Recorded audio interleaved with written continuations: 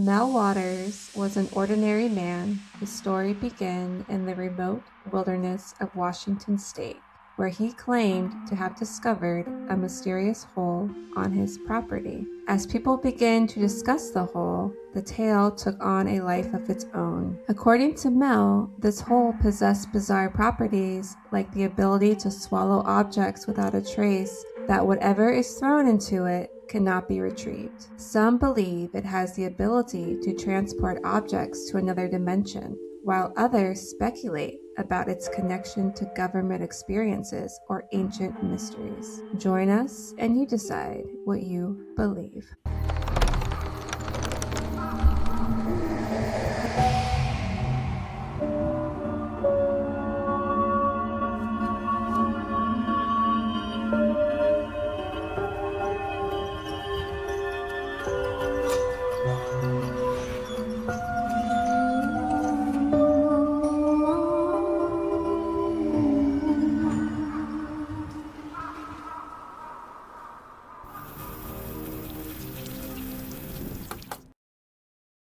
Hello, friends and family. Welcome back to another episode of Weekly Bazaar. I'm Jessica. I'm Montana. And if you're new here, hi, hello. We've been waiting for you.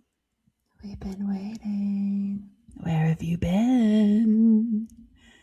And for all the new folks, we have a very chill vibe here. So if that sounds like something that you enjoy, we talk about all things weird with that kind of a vibe, just two friends hanging out. And we're here every Sunday. So welcome. So I just want to say real fast, we have Pep Nips officially on Patreon. Woohoo! It's made its debut on Patreon. If you want to check it Finally. out, I know. So that way people will know what we're talking about. But if you do want to know what we're talking about, go to the episode Come As You Are, I believe is what it's called. It's about the life of Kurt Cobain. And basically, we dedicate this song to Courtney Love. If you know, you know. And I started playing it for my daughter, and she started crying. I was like, I'll turn it off for you. It is terrifying. I don't blame her. So yeah, that's patreon.com/weeklybazaar. See you on the other side. So we have to make an honorable mention today. So this story comes from one of our listeners who emailed us a couple weeks ago asking if we could possibly cover this story. And we said, absolutely. We love to hear from you guys, love story suggestions. So we're very excited to deliver for some of our listeners today. I mean, we always try to do that, but this one's kind of extra special because it's been requested. So here you go. Hope you like it. The pressure's on me because I'm the one that did it. Yeah. So if it sucks, I'm sorry. It won't. The story we're talking about today is Mel's Hole. And I really hate that they called it Mel's Hole because I'm going to say hole a lot in this story. Sounds like a recipe for disaster in this place. And I really went down the rabbit hole, no pun intended there, with the story. The person that sent the email actually sent us a few YouTube links, and one was like, I think 3.5 hours, and I listened to the whole entire thing. And I'm actually glad I did, because they were right. They said it's a very interesting to listen to, and it was very captivating. And I'm glad I also listened to it because I also got information from all different articles, stuff like that. But I felt like that video was the most in-depth of what people weren't even mentioning in all these different articles. And for the new folks, we take turns writing these scripts. So whichever one of us is on that duty, the other one isn't allowed to look anything up. So I had initially started to, and then I stopped and she's like, you want me to do this one? I'm like, sure. So I haven't heard anything about this really. I mean, very, very minimal when it was first suggested to us. So this is all new to me as well. I'm excited. And the more I was getting into it, I'm like, why does this story sound so familiar? And so Really? It made me think of the show. I don't know if you've seen it. It has Josh Brolin in it, and it's called Outer Range, and No. it's on Prime Video. And basically, it's about a hole that if you go through the hole, it just takes you to a different space and time. And that's what made me think of. And I was like, why is this familiar? And I looked it up, and actually, it is based on Mel's Hole. So if you want to watch Outer Range, I recommend it. It was only 2 seasons. They canceled it, so it does leave you on a cliffhanger. Don't come for me for that. I didn't do it. And if you've already seen it, then yes, it's going to sound pretty much exactly like that. So, we ready to get into it? So ready. All right. There's so much information. I might be all over the place. So if you get confused or questions, then stop me so we can talk about it. Okay? Gotcha. Okay. And if I do, I'll be sure to, just in case people listening might get a little bit confused too. And maybe my questions will help them as well. And I know we say it's a lot each time we do these episodes, but this one is a lot. Oh. It's a lot. All right, let's dive into it. Let's go down the rabbit hole. Let's do it. In the 1990s, Art Bell's Coast to Coast AM was the radio's version of Unsolved Mysteries. Do you know who Art Bell is? No. He was, I don't want to say, do I say host of Coast to Coast? Okay. But Coast to Coast has been around for a long time. Coast to Coast is still around, I believe. Is it? Okay. Yeah, and Art Bell, he was in the 1990s. It was a late night talk show that discussed aliens, Bigfoot, haunted houses, cattle mutilations, basically everything we cover on here. Welcome. Yeah. And Art Bell covered everything. It didn't matter if it was true or not. You know, it's like, who likes a good story, right? In 1997, a man by the name of Mel Waters contacted Bell's show. Also, we don't know what he looks like, and I'll kind of explain that why later. Mel? But yeah. But he did mention on the show to Art that he looks a lot like Willie Nelson, and people would come up to him asking if he's Willie Nelson. So since, like I said, there's no pictures, there you go. Just picture Willie Nelson. Awesome. Love it. Just try to give you a visual. Waters was from a remote town in Washington State, said he had a large hole on his property and that seemingly had no end to it. The hole was said to be about 9 feet wide and 9 inches in diameter. He put a steel door on top of it so people don't fall in, which I don't know how you could miss that, but it's fine. And a stone retaining wall around it. And that wall is probably, I think he said, like 3 feet. 9 feet wide and 9 inches in diameter? Okay. Mm-hmm. Not big, not small. Yeah. I was expecting a huge gape. I know. I was like, did you send this email? Because we talk about gaping holes a lot. Oh, gosh. If you know, you know. Yeah. But no, this truly is a very fascinating story. Waters claimed he was a former soldier, he was a fisherman, a metal worker, and an alternative medicine researcher. Many hats, this guy. So yeah, he goes on, he tells Bell, he's like, yeah, I own a piece of land just outside of Ellensburg, Washington, and it has a strange hole. And Waters allegedly inherited this hole from the previous owner who told him that the hole had been there as long as he could remember. And so the previous owner was elderly, and he's probably been at his property for 30 to 40 years. So it's been there for a long time. So this hole was the community's dumping ground. So locals would come to this hole to dispose of anything they wanted, from like old tires, refrigerators, even their dead animals. I bet it smelled nice. Ugh.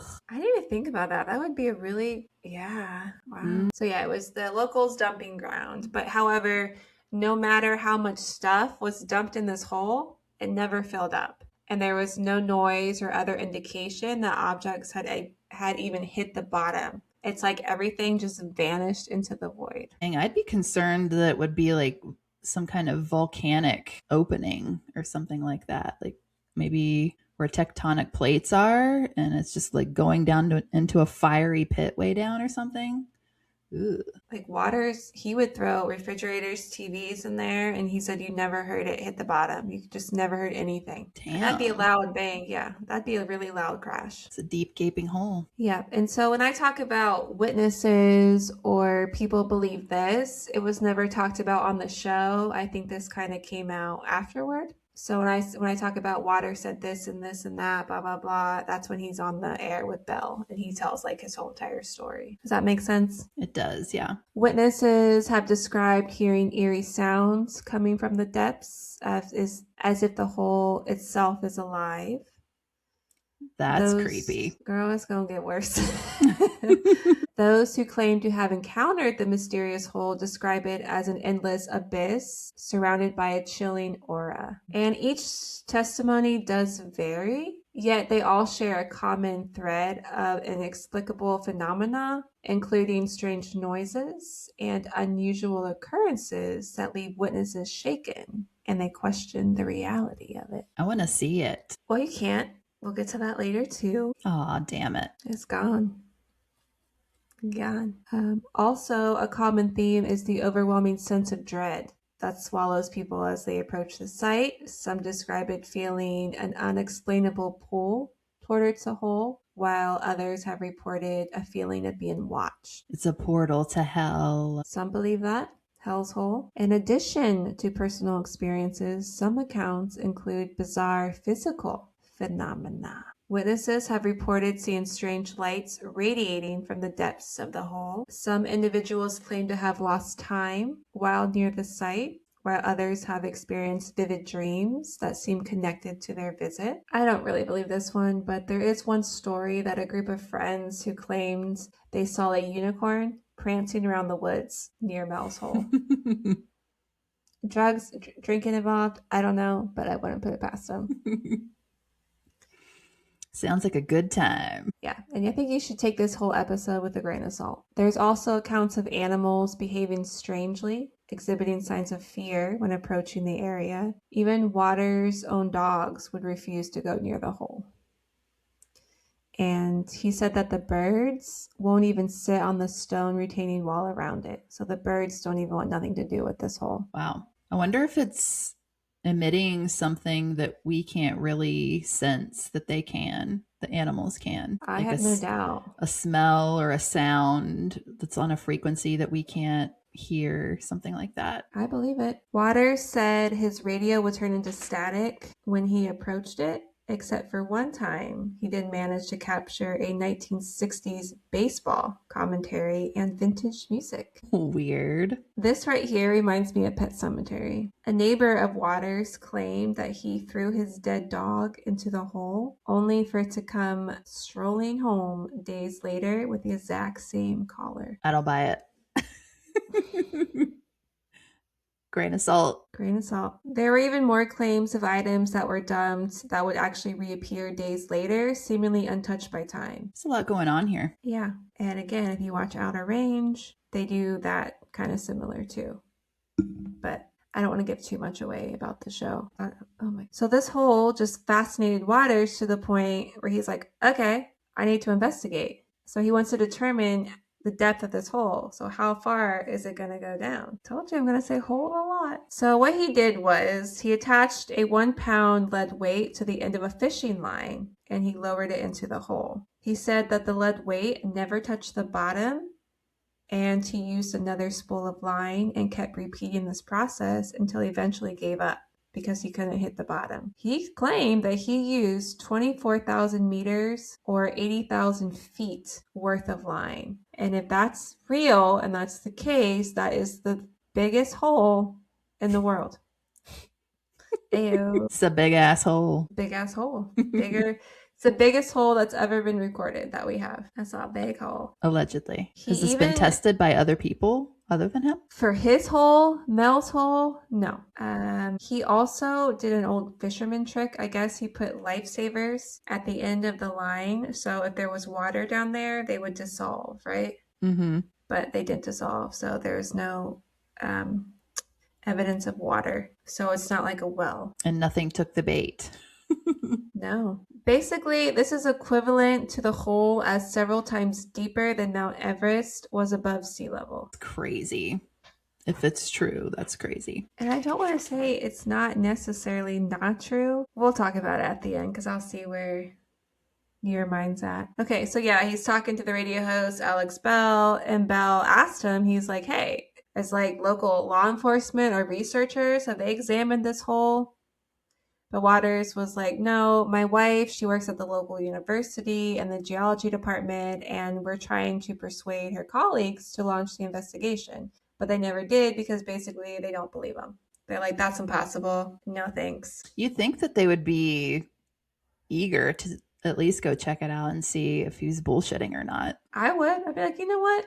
Let's do it. Yeah, why not? Take an hour or something. Because I know the geology department sounds so exciting. No offense if you're in geology. And this takes place between 1997 and 2002. So Waters, he keeps making several phone calls to Bell, and each time he's updating him on the hole. So the next thing he updates Bell on is that the hole was stormed by government officials who sealed off the area because they claimed there was a plane crash. That's random. Yeah, and before I go into that, so when he first goes on the air with Bell and they're talking about the hole, and Bell, he's asking him, he said, well, does anyone else know about this? And Waters is like, no, just me, my wife, and I think I'm just going to make a website about it. He's like, I'm not here looking for publicity, basically. I'm just really interested if anyone has any ideas of what this could be, what I could do to hit the bottom, blah, blah, blah. So when the government officials show up, it was the next day after he was on the air. So yeah, he just said he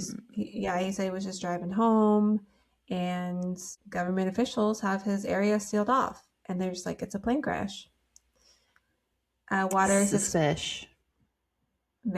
Waters explained that men were in these unmarked black vehicles parked along the gravel road that were leading up to his land, and the soldiers were wearing sealed yellow biohazard suits, and they constructed fencing around the property. They also had armed guards that patrolled the perimeter. Very curious. I wonder if they had some type of device that could trace some gaseous. Let's just say the government has a lot better technology-esque stuff to find what they're looking for. You know what I mean? Well, yeah, definitely. But they're not saying what they're finding, which typical. Yeah, like I'm not a huge conspiracy theorist on the government, but oh yeah, they hide shit. And if this is true, they covered a lot up. Let's just say that. Who's buying that it's a plane crash anyway? Like, come on. Well, yeah, Waters was like, I don't see any smoke. I don't smell any smoke. There's nothing here to indicate that there was a crash. Yeah. And he's like, this is my property, so I want to talk to the officer in charge. Good for him. I'd do the same damn I'd be pissed. I'd be so pissed. You know how I am with just children on my freaking yard and my lawn. I'm Willie Nelson. Get off my land. Protect my pot. I never smoke weed with Willie again. A non-uniformed man comes up to him and he tells him that, yeah, you don't have access to your property until this crash is completely investigated. And Waters pushes back, obviously, and he's like, again, there's lack of evidence. There's no plane crash. This is my property. The man tells him that it's not necessarily your property, and it would be very easy for us to find a drug lab on this property. Get my drift? Okay, Walter White. I know, that's exactly what I was thinking of. Where's the camper van? They tell Waters, you can leave and you can come back when we contact you. Bye. Assholes. And Waters was basically like, I take it you don't want me to tell anyone about this? And the man said, well, who's going to believe you? I mean, he's got a point. He also told Bell that he talked to one of his neighbors earlier that same day, and the neighbor told him something very interesting. He said that some time ago he was driving up to the hole at night and thought he saw the most bizarre thing. He said he saw a beam of solid black coming out of the uncovered hole. And Waters is like, what do you mean? And he said, I saw something blacker than black coming out of the hole like a searchlight reaching into the sky as far as he could see. That's odd. I don't know. Unless it was smoke. So Waters was like, there's also a problem here because I do have a drug lab on my property. A man of many hats. Willie Nelson. He's like, look, Belle, since we're talking about this on the air, it's all just going to come out now. So let's just talk about everything, basically. He said he's working in the alternative health field here on the property and that he imports plants from Nevada because the climates are very similar. And he gets his plants for the Native Americans because they use the plants as treatments for various illnesses like flu, cold, stuff like that. And so what Walters is doing, he's trying to cultivate the plants and then use it as a cure. So he's like, sure. if you call that a drug, maybe, but it's not like it's meth or, the big hardcore. And it's actually funny too, listening that a bunch of people were calling in and some people were volunteering to go in the hole. They're like, just lower me down. I'll go in the hole. I'll do it. One guy was like, I'll do it if you put a cage around me just to be safe. So the beasts don't get him when he gets lowered down into hell. Yeah, basically. And one guy was like, he's like, I want to do it. I'm only 38. I'll do it. And Belle's like, that seems pretty young. Like, what if you die? He's like, well, I'll go down in history. Oh my God. Okay, bud. Okay. It was also funny too because it's on the air, right? So people are calling in, and then people were like saying all these random stuff, and he was like, no, this is about Mel's hole we're talking about." And they're like, "Well, I don't want to talk to Mel. I want to talk to whoever that was on before him." It was just so funny. It's like, wow, people, man, no shame. I seriously could not go down in a hole like that. I would freak the hell out so fast. Just too claustrophobic. Some of those people calling in were quick on it. They're like, "I'll do it. I'll go down there." Because Bell made a comment. He was like, "I think the best way for us to know is if you send someone down there." And then that's why people were calling in, "I'll do it. I'll do it." It's a good thing the people didn't know where he lived because he probably would have had people lining up and doing stupid shit, I'm sure, too. I have no doubt. So Waters said he was bribed $3 million to lease the land. And when I say $3 million, I mean monthly, he would get $250,000. So that equals to about $3 million a year. And who offered this? The government. Oh, that's fucked Sus. up. Very. I mean, to be fair, I'd be like, okay, sure. Me too. Absolutely. Do what you gotta do.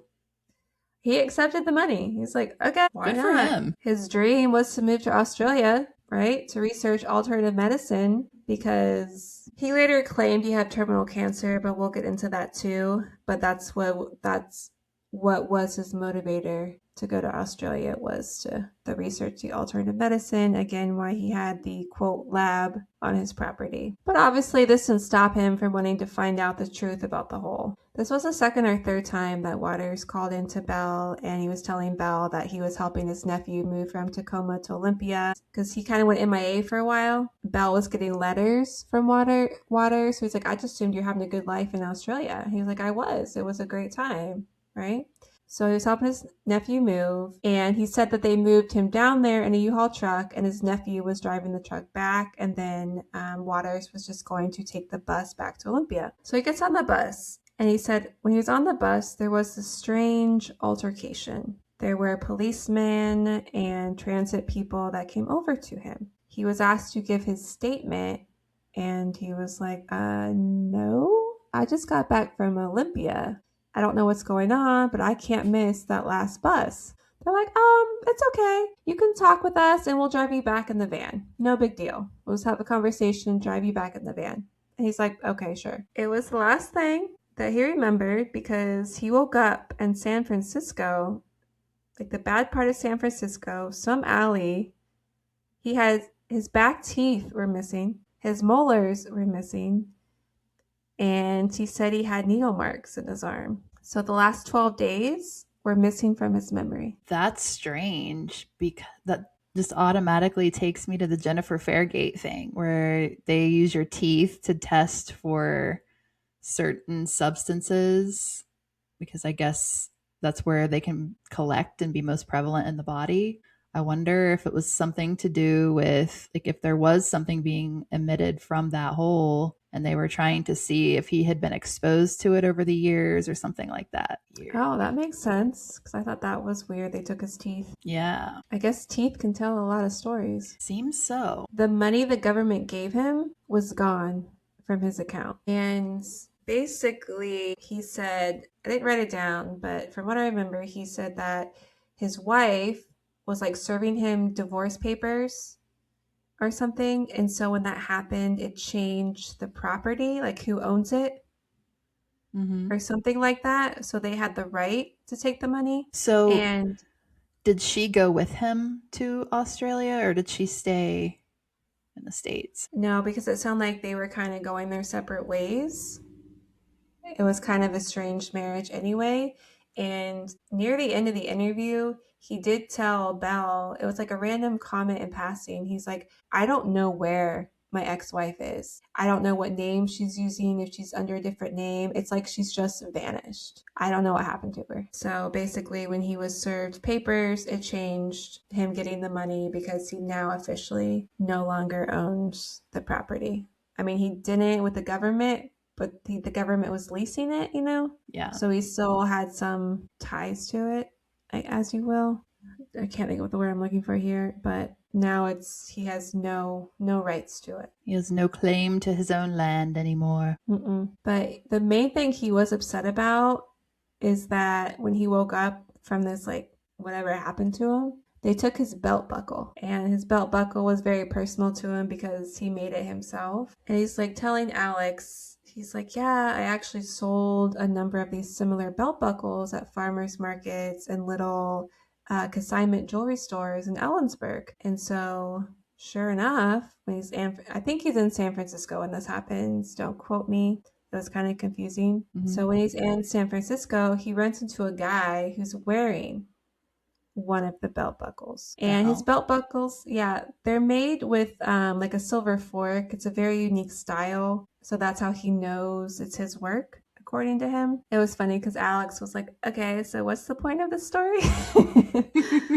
It's like, and Water said, because I kept thinking, why would they take a man's belt buckle? It doesn't make any sense. Like, it's random. Yeah. So anyway, he's talking to this guy with a belt buckle that he made, and the guy's like, oh yeah, I love this thing. So they're taking a look at it and they're looking at it, and basically the motif on there, it has 3 coins. There was a coin with Winston Churchill, there's a coin with Joseph Stalin, and then there's a coin with Franklin Roosevelt. And these coins are dimes. I meant to say dimes. So you got a dime of Churchill, Stalin, and then Roosevelt. And the folk art was representing that the great conference that they had. Not going to get into that. So yeah, they're looking at the coins and they're noticing there is a 1943 Roosevelt dime.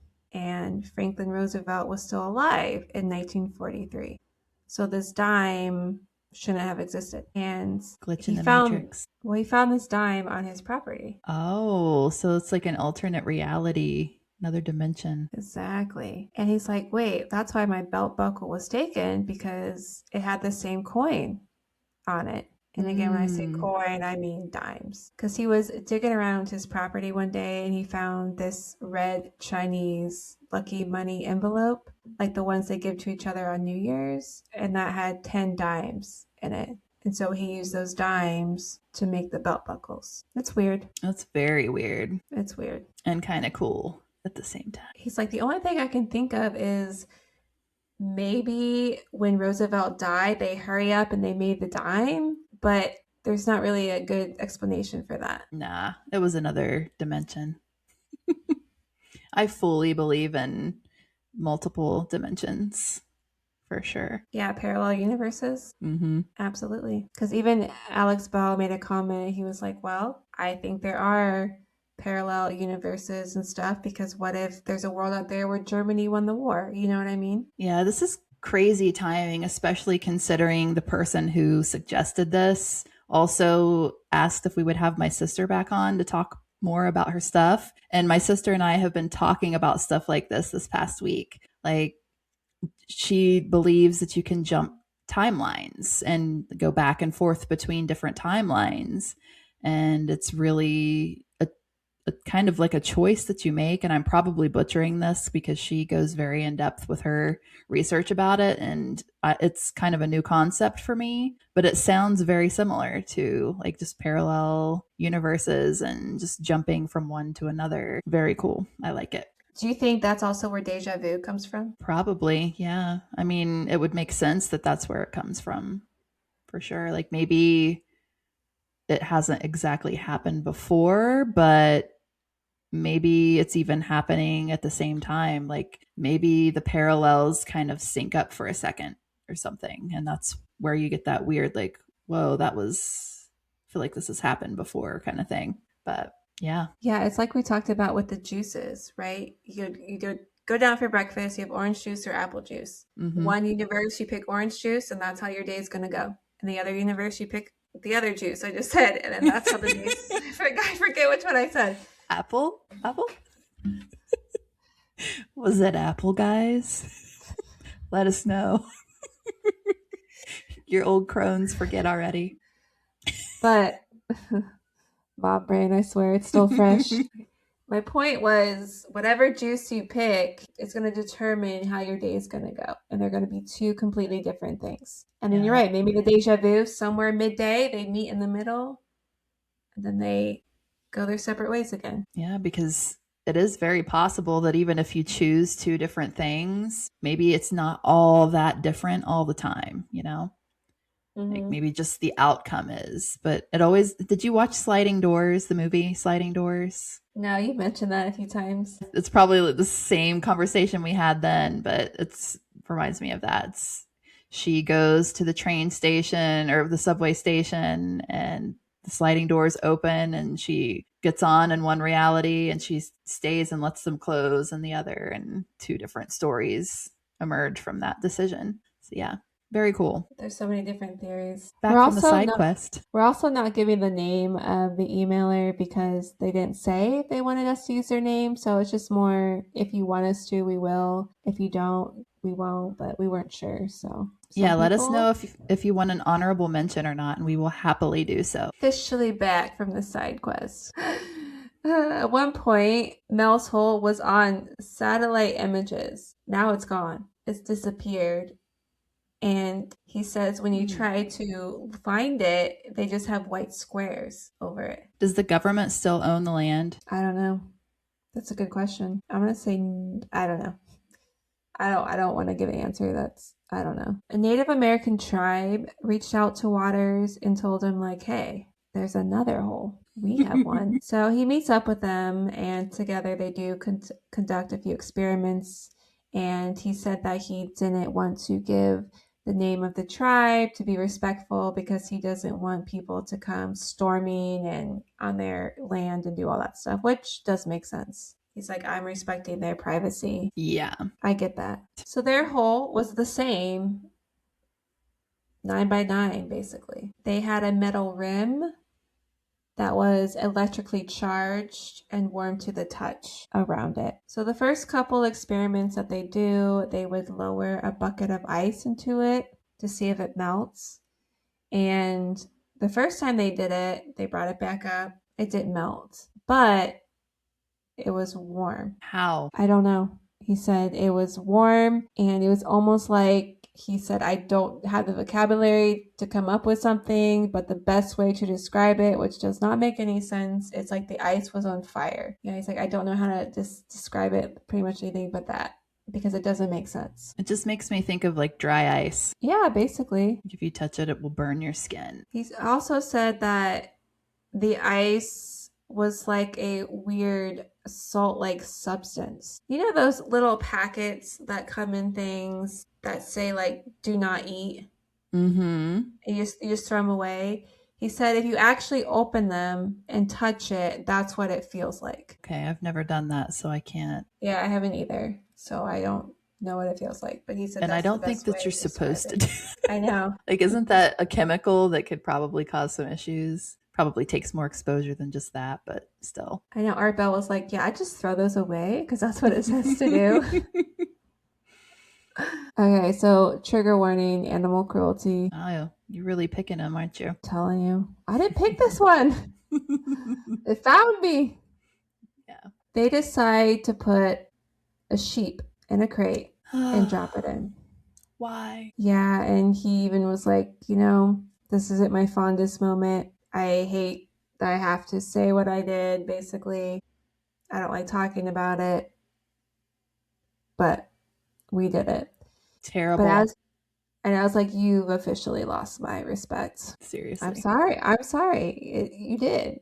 Because the way he was describing it, they're trying to get this sheep into this crate, and the sheep, again, because the animals won't go near that hole either. They're very funny around it. It's like they're afraid of it, and the sheep was terrified. Oh. He said it was trying to get away. It was making all kinds of noises. It did not want to go anywhere near this hole. I don't like it. So they stun it between the eyes to knock it out, to put it in the crate.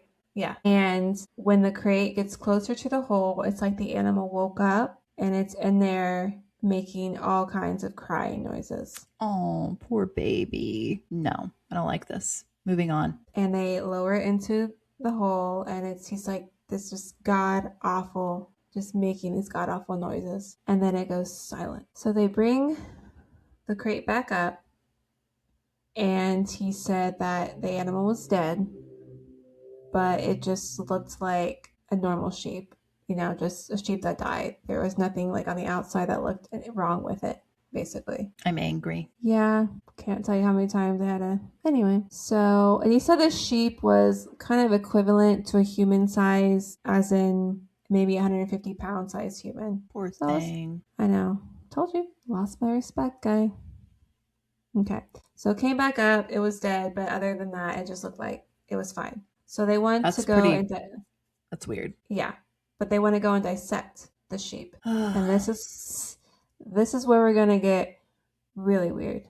Ooh. So they open the sheep up, and it looks as if it was cooked from the inside. What? And it has this twitching black tumor inside of it. Ew. And I say twitching is because he said that the black tumor was moving, and the best way he could describe it was as if it's a beating heart, like the dun dun dun dun dun dun. Ew. And we're not talking about a small tumor here. This tumor took up most of the insides, like heart, lungs, and the organs were pretty much just jelly at that point. Like I said, cooked from the inside. So this tumor just pretty much took up almost the entire inside. Ew. So they dig a little deeper and they dissect the tumor. Now, this is Waters. What he's saying, he is claiming that it was like this fetus of an aquatic, human hybrid creature. He's like, it looks like a baby seal with human eyes. Oh, that's sick. And it was alive because it was connected to like an umbilical cord type thing that was connected to the tumor. Oh, nasty. And its eyes would open, they would close, move its head. This thing was alive. It was even flapping his arms, like the little seal. They do those little... Yeah.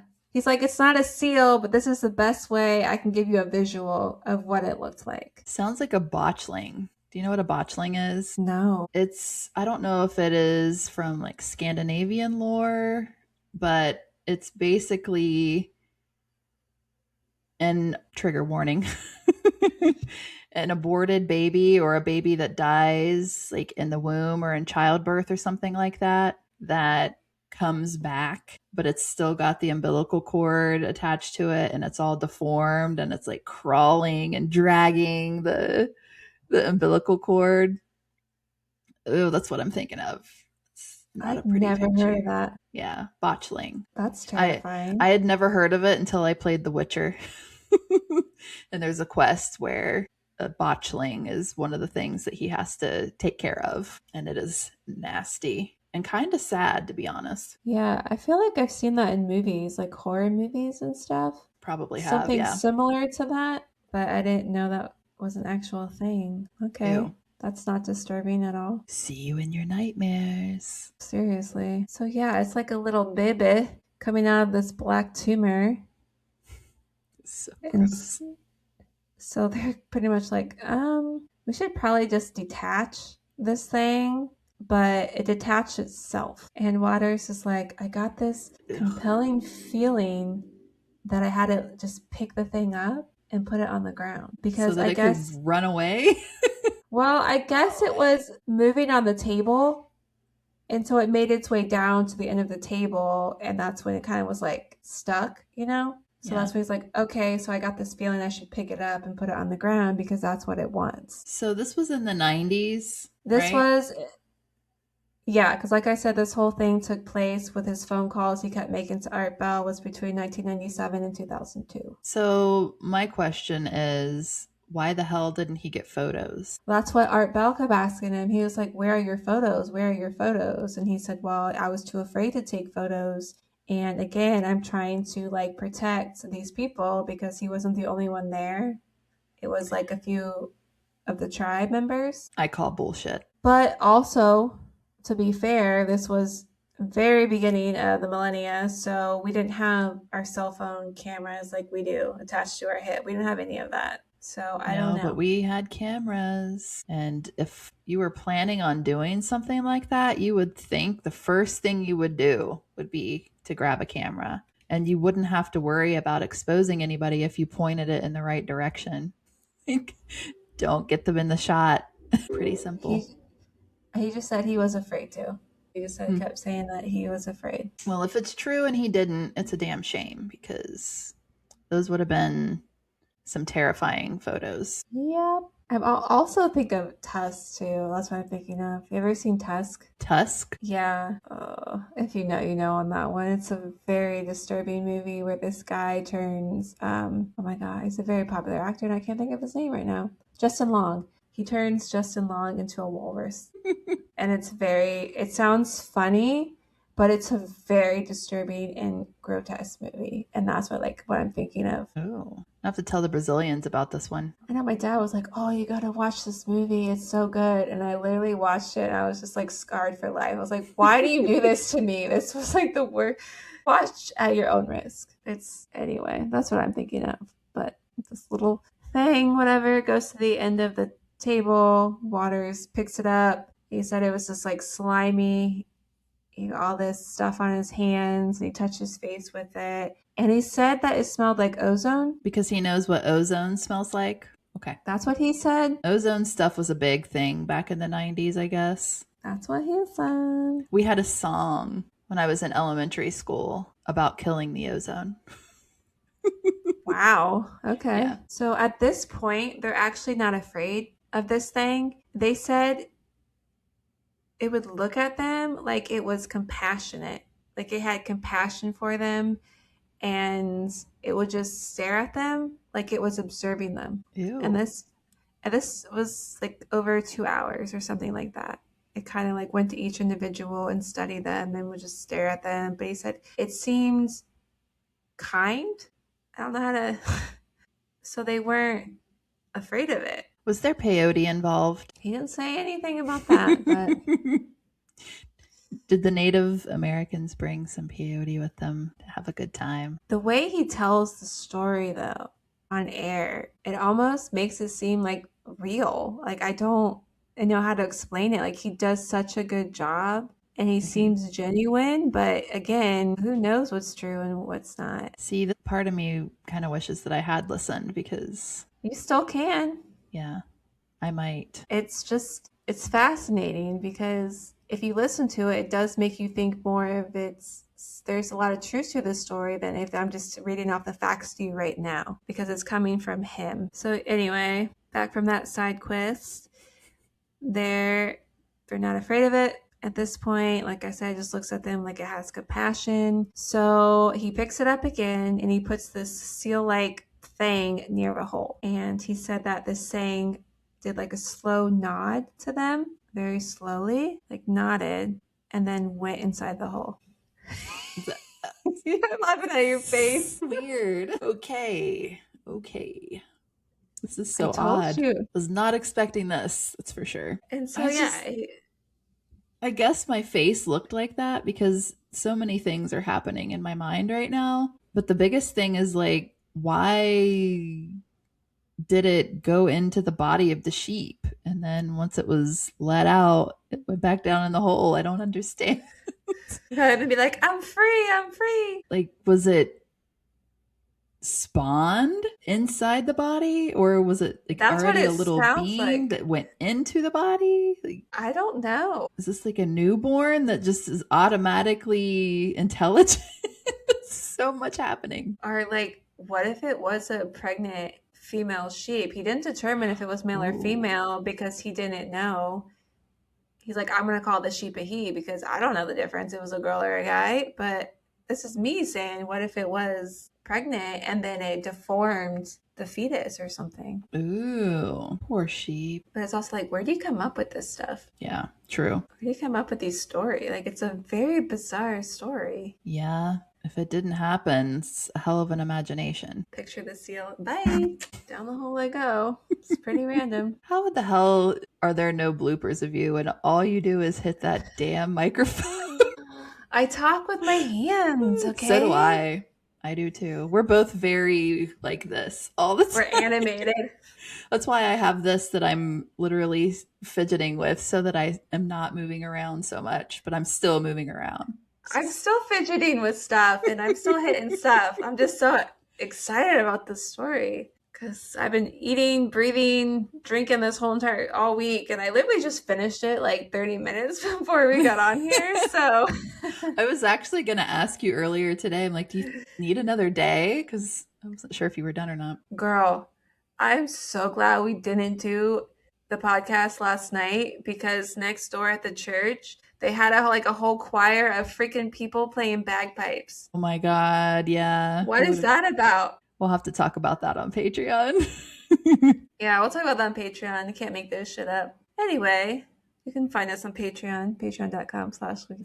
So apparently, Water said that he was diagnosed with terminal cancer, esophageal, I believe.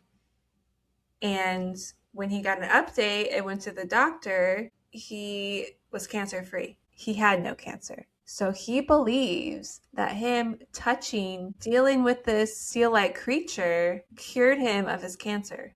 I feel like I've had the same look on my face for the past like 30 minutes. But here's what also kind of doesn't make sense to me, because he goes, yeah, I had cancer, this cured me, whatever. But in the very beginning, one of the first time he was on the air talking to Art Bell made a comment. He was like, so basically, if you have like a terminal illness, you might as well just throw yourself down the hole. And he goes, yeah. But he never said, I do have a terminal illness, and that's what I would do.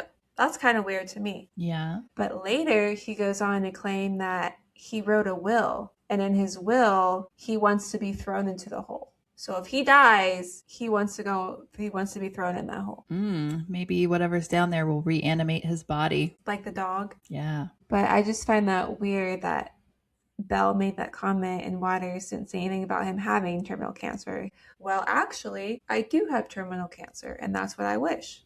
So it's not till the last time he was on the air, he was like, I think that thing cured me because, oh, by the way, I have cancer. So that's just a little weird to me. In 2012, Waters stopped getting in touch with Bell. And people don't think that obviously this is real, and why would they, But they don't think it's real because they said when Waters, he would stutter when Bell pressed him on specifics, and when Bell asked for contact details so people can get in touch with him or assist him, he became reserved. Which I don't know, because he did give an email out because he's like about the Native American hole. He was like, I have an email if you want to email me for any suggestions of what this could be. I am going to go remote for a while, so I'm not going to be the best at responding. So I don't know if that's what they mean by reserved or not. But he did give them an email where they could find him. They also said there's the obvious lack of evidence. This is where it's weird because there's no record of Mel Waters from the Ellensburg area. There's no record of his wife. No records he ever existed. Oh, that's really strange. And no locals or neighbors have spoken up to corroborate the story. Wonder if he was using an alias. Yeah, I don't know, because there's no property under his name, there's no tax records, there's no land deeds. Like, literally, he's a ghost. Nothing. He jumped timelines again. But believers do say that they believe his identity was erased, then it was wiped by the government, which would not put it past him. True. But it's like, okay, even if it was not, whatever, locals still are talking about it. I mean, you can't find MEL'S Hole on Google Maps, but again, maybe that's because the government blocked it out. Because he said at one point you could, and he says if you go there right now, again, this was back in 2000 though, he was like, if you look at it, he directed you how to do it, it just white squares covering it. Yeah, something's up here. Even Art Bell, he claimed to have sent out a media crew to the town to investigate, and they never met Waters. They didn't find the hole. However, they did find heavy evidence of military presence there. Of course they did. And in 2002, there was like a group of 30 people led by Gerald Osborne. They undertook an expedition of their own to find the hole. They were unable to locate it. Local news reporters who investigated the claims, they found no public records of anyone named Mel Waters ever residing again or owning property in the county. Strange. And according to State Department of Natural Resources geologist Joe T., he said the hole does not exist and is geologically impossible. A hole of the depth claimed would collapse into itself under the tremendous pressure and heat from the surrounding strata. Unless it was a wormhole. That's true. Powell said an ordinary old mine shaft on private property was probably the inspiration for the stories, and commented that Mel's Hole has established itself as a legend based on, quote, no evidence at all, end quote. Geologist Pat Pringle, he doubted Waters' story about having lowered 80,000 feet of fishing line into a hole, saying that the heat of the earth would have snapped it before it could reach such a depth. Because I think they say the farther you go down into the earth's core, the hotter it becomes. Mm-hmm. So now we have a few conspiracies. Okay. And so first conspiracy, obviously we talked about, is the government involvement. Rumor has it that the government has been using Mel's Hole as a secret testing ground for top secret experiments like time travel to like interdimensional travel that we talked about. And To some get to believe, China. some believe it's very like Stranger Things vibe, right? Because they think that Mel's Hole they were covering up as a gateway to explore the unknown. Experiment gone wrong. Yeah. Again, there is no Mel Waters, so what if the government wiped him from existence? Very, very odd. Which my question would be is, why didn't anyone go and ask if she worked in the geology department?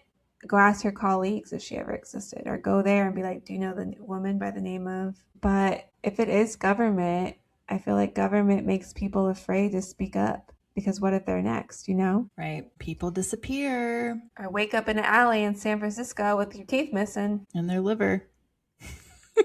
Hey, better in a tub of ice with the organ missing, right? Don't need your molars. It's no big deal. It's fine. You don't need to chew your food. Next theory are alien encounters. Some conspiracy theorists believe that the government is in cahoots with these aliens, using Mel's Hole as a secret portal to another dimension. Again, Stranger Things vibe. That little being sounded very alien-esque. I don't know what it sounded like. I mean, isn't that what Alien does in the Alien movies? It's like it spawns inside their body and like grows really rapidly and then just busts out. Of their chest? Yeah, but it didn't really get the chance to keep growing because they opened it up. Well, it's a little nicer than Alien. True. Yeah, because it lays the egg and uses it's like a parasite, and uses the human body as a host. So nasty. And the very first Alien, though, was Sigourney Weaver. When it busts out of the guy's chest, they didn't know what was happening in that scene or what was going to happen to that scene. So the look on their faces was legit fear. Oh, really? They had no idea. Oh, that's cool.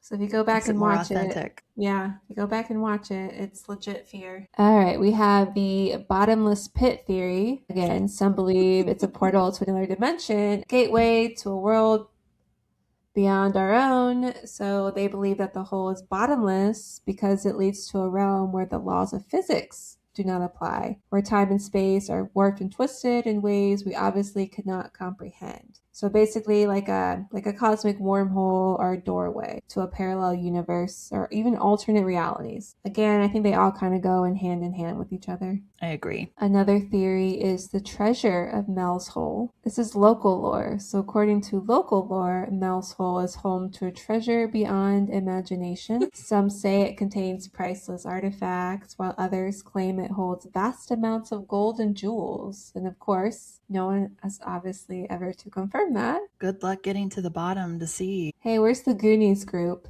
You want to find the treasure down there? There you go. We have scientific explanations, basically saying MEL'S Hole is just a natural geological formation. And some experts believe that the hole could be the result of a collapsed cave system or perhaps a sinkhole caused by underground water erosion. If that's the case, I wouldn't want to be anywhere near it because it could collapse at any time. Yeah, but theories aren't fun if it's just like, here's a scientific explanation of it. Yeah, we don't need Christians' input on this. Just Damien's. No offense, Christian. I'm just kidding. This I just have is to bring him up every time you say something about science. He's attached to that now. He likes his science. That's okay. And if you guys are wondering who we're talking about, we were on a podcast with Remain, Rome, Return. And the two guys, Christian and Damien, they're super, super cool guys. And it's just kind of an inside joke with the whole science thing. I'm pretty sure if you go check out their channel and watch where we were their guests, he talks about being a man of science. Or Damien's like, I'm not. Yeah. It's paranormal. A ghost did it. One of my favorite theories is Native American legends, that it's a tale that has been passed down through generations, and the stories about this hole have taken a life of its own. According to Native American lore, MEL'S Hole is not just an ordinary hole in the ground. It is said to be a portal to another dimension where spirits of the past roam freely and time itself behaves in unusual ways. Some believe that the hole is a sacred site where ancient rituals were performed and powerful energies were harnessed. One legend tells of a tribe of mischievous spirits who call MEL'S Hole their home. These playful beings are said to have a penchant for pranking unsuspecting visitors, leading them on wild goose chases and causing all sorts of chaos. I like that one. That's cute. And then the final theory is it's just a cursed object. Okay, then. I don't really have to explain what a cursed object is, but yeah. No, I don't think it's a cursed object because I don't think it doesn't seem bad, if that makes sense, you know? I don't know. It killed an innocent sheep. That doesn't seem good. But according to them, the thing that came out of it was good. Yeah. And maybe if they had put the sheep down in the hole, they would have like returned it like the dog. Maybe it was an accident or something. Maybe they didn't mean to kill it. That's a good point. Or maybe it had a heart attack out of fear and it wasn't even something that the hole did. It was the humans that did that by scaring it to death. That is also a very good point. You're probably right, because he said like the cries coming out of that animal. Oh gosh. It was terrified. It probably scared itself to death. Poor baby. I know. I hate you, Mel. Anyway. So MEL'S Hole has become a hotspot for tourists, obviously looking to experience the supernatural firsthand, and people from all over the world come to this unassuming location in hopes of catching a glimpse of something otherworldly. The influx of visitors has led to a tourism boom in the area, with businesses popping up left and right. And people are coming together to share their stories and even swap theories. They even have folklore traditions and festivals surrounding MEL'S Hole. One of the most popular traditions is the annual MEL'S Hole Bazaar story, where vendors from all around gather to sell their stuff, and they share their own spooky tales of encounters with this hole. Sounds like a good time. There was also this news clip where they interviewed, his name was Red Elk, and he was associated with the Native American hole. And he said, don't you find it? He believes that Mel Waters was real because he's like, don't you think it's funny that he came on the air and then now he's no longer here? And he's Yeah. like I'm doing this right now. I'm talking. I might not be here tomorrow. Good point. And he says that the hole's very much real. And he basically said to stay away from finding it. He said the government has it. It's totally off limits. He's seen the hole himself several times and it's dangerous, he says. He said the hole is carefully camouflaged with a cover to look like the surrounding land so it can't be found. Don't look for it. Stay away. I have to say I've been burned by you guys, the media, and all many times with the MEL'S hole. They make me out to be a liar. They say only one thing and do something else. So, and that is MEL'S hole. Definitely not what I was expecting. Pleasantly surprised, though. We took all twists and turns on that, I feel like. Definitely did. Yeah. I feel like it all could go hand in hand, though, like you said. I feel like it could be any and all of those theories. But also with the Native American hole, that one, they believed, for them, they believe it was spiritual and like it was sacred. So it definitely doesn't seem to have a negative presence, although some people claim that it does. Like the feeling of dread. But again, when I said some people say this, some people say that, are these just people telling folk tales too, you know? Are these just an urban legends being passed down about the hole? Yeah. Or people even just wanting to believe something that, you know, just kind of make up a tale or a feeling, hoping that it's actually real or true, when in fact it's not. No, and then the Red Elk said that he's also seen aliens coming from that hole and that the government covers that up. And to be fair, if Mel Waters is a real guy and he came on the air just to talk about the hole because he had questions about it, right? To figure out, hey, does anyone have like a scientific explanation or any other reason other than that I'm not crazy? And then all this stuff happens the next day.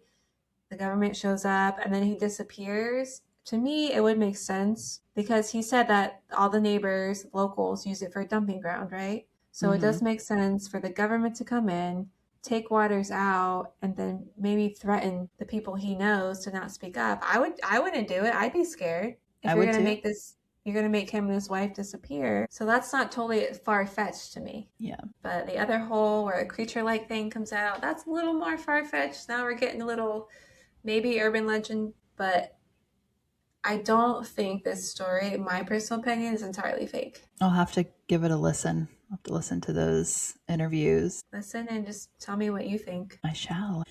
Well, guys, let us know what you think.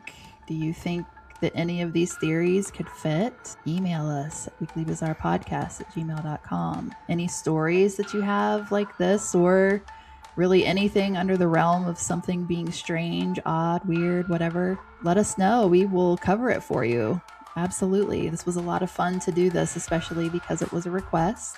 Hopefully you guys enjoyed it. You can find us on all the social medias at Weekly Bizarre Podcast. You can join us on Patreon, patreon.com/Weekly Bizarre. We have some funny banter, some blooper reels, get to know us a little bit better conversations. If that sounds like something that you're interested in and would like to support us, we would really appreciate that.